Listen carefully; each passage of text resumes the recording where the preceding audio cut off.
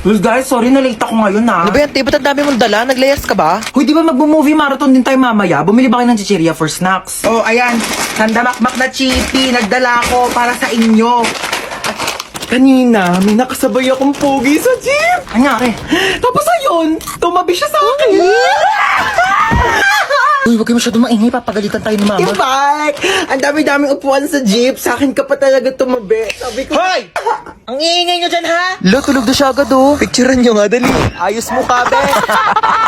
Hoy! Burayin nyo yan! Uy, alam nyo, may kwento ko sa Tatakotan na naman kayo eh. Dati, may kumakatok ng 3 beses sa pintuan. Eh, wala naman akong kasama nung araw na yun.